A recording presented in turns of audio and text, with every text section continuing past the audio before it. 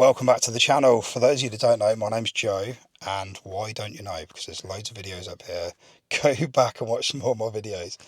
But today we are going to be talking about how I finally learned what my needs were in a relationship. If you've watched any of the videos on this channel, pretty much every video I talk about understanding your needs. I think that's the fundamental thing that we need to understand before we can do any healing work. And it's crazy to think that we don't know our own needs.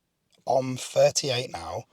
It wasn't until I was 34, 35 where I actually understood my own needs in a relationship. Now, if you don't understand your own needs, and I didn't understand my own needs, how on earth do we expect to be with a partner and them to fulfill us? Like, that's wild, isn't it? I don't know why it took me so long. Maybe I'm just a bit slow. I don't know. But honestly, it's really, really dangerous, and it just leads you to having an unhealthy relationship. And more than likely, if you're anything like me, you're going to have a failed relationship. So, I'm going to talk now a little bit about how your upbringing and attachment style sort of contributed to this. So, for me, I grew up in a loving household. My mum and dad were both very, very present for me, but they were both emotionally blunt, I would say. Not very emotional at all. I'd never see them having healthy conflicts. They never really told me they loved me very much. Never really got any physical affection. So of course I went into my adult life, and that's what I did. And when that sort of stuff started coming my way, I didn't know what to do with it. I did on the surface level, I don't know, maybe 1 to 2 months into a relationship where it's all fun and games, it's not really that serious. But as soon as it got anything past that, I really, really struggled with that. But that led me after, well, I say I've had 3 serious relationships. After the third one, I was in the middle of the third one, and it was an 8-year relationship, so I was about 4 years in, and I just thought to myself, look, as much as my brain's telling me this other person's not right for me for X, Y, and Z reasons, I've got to be part of the catalyst here, because, I can't keep blaming these people. These are all good people I'm with, but it's not working out. Now I need to work out if there's anything wrong with me or there's anything that I can improve on. So I went to do talk therapy.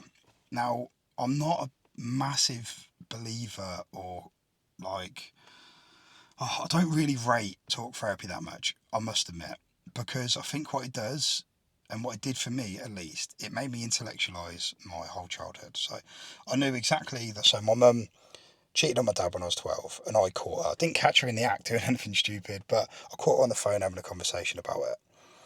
And from that moment on, I sought external validation from females to make me feel whole, so I didn't feel loved. I think that's the long and short of it.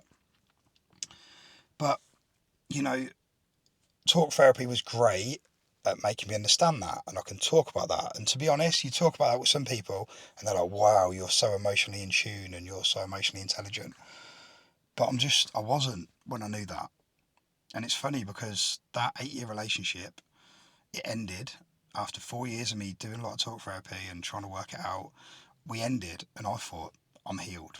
I've done all this talk therapy. I've done the work. I'm getting back out there. And yeah, I wasn't. Let's just put it that way. If you might know the story from my previous videos, but I won't go there. But I wasn't healed, and I had a lot of issues still.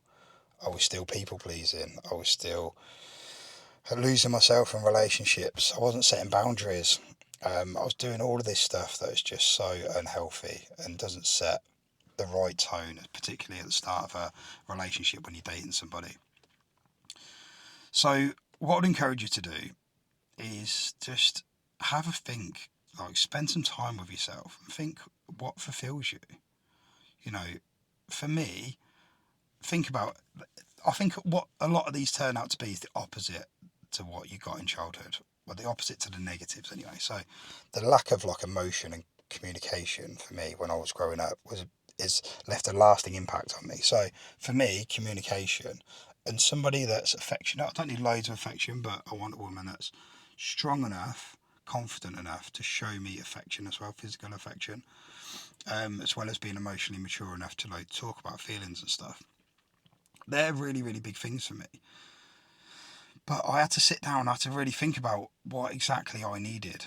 And what I'd encourage you to do as well is not just think about, okay, I need X, Y, and Z. And a lot of the times we come up with all these buzzwords, but actually think about how you need your partner to show up. So when I talk about physical affection now, if I'm explaining it to someone, I say, sometimes when I'm washing the dishes, I want you to come home from work and come around and put your arm around me and just give me a kiss.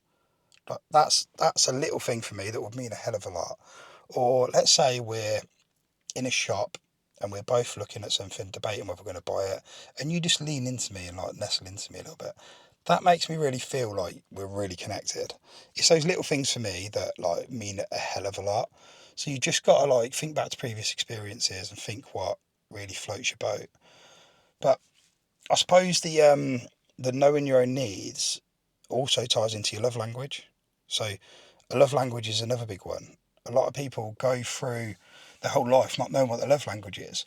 And what tends to happen is my love language is acts of service. So I'll then, my instant thing to do is to think my partner wants acts of service. So I'll give her loads of acts of service, thinking that's going to make her fulfilled. But if really she needs physical touch or words of affirmation or whatever it is, then you're giving them what you think, and you actually in your head you think, I'm giving this person so much, I'm really providing for this person, I'm making them feel so loved. But actually they're not feeling loved, because ultimately it's how they want to feel loved. So the whole like needs and like attachment, love languages all sort of roll in together. So really have a good think about all of that. And I'd encourage you as well, when you first start dating, to ask your partner. I'm like quite an oversharer, like I talk quite deeply fairly early on, but I will ask people what they need to feel loved, what their love language is.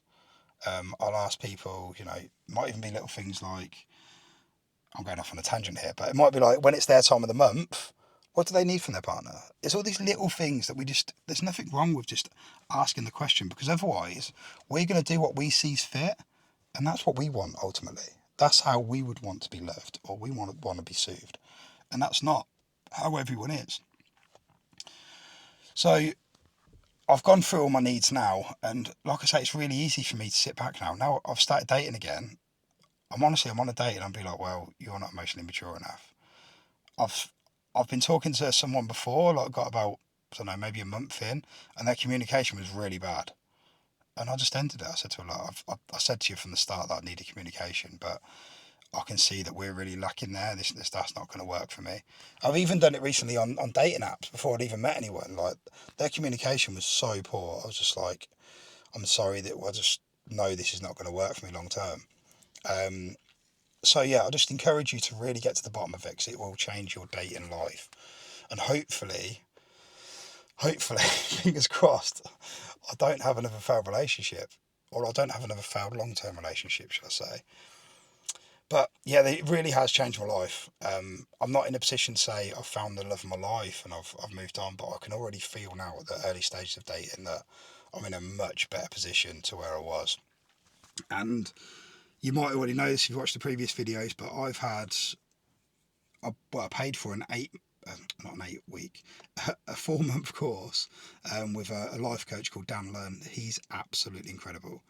I've documented all of the stuff we've been doing on this channel, but if I'm honest with you, if any of this is resonating with you and you want to get somewhere quick, you know what I mean? Like, he's literally changed my life in 3 months. It's 3 months of me really putting the effort in, and I've given it my all. But in 3 months, you can change your life and you can set yourself up to have a happy, healthy relationship. So if it has resonated, please do reach out to him. His links are all below. I've got nothing but good things to say about him. Like I say, I've been to loads of therapists in the past, and I've seen some of his videos on Instagram, and they really resonate with me. And he's been incredible. Such a good guy. But last thing is, there's a link also to the Brotherhood of Depth. It's a community where if you're a male and you want to talk about this sort of stuff, not face to face, but in a group, in like an online forum, I've started a group for it because personally, I don't have other males I can talk to about this sort of stuff. And I think it's really important. If you're anything like me, I'm ex-military. I work in an engineering sector, so I can go and talk about sports, bums, boobs, all the other good stuff that lads talk about. But not many lads want to have the deeper chats.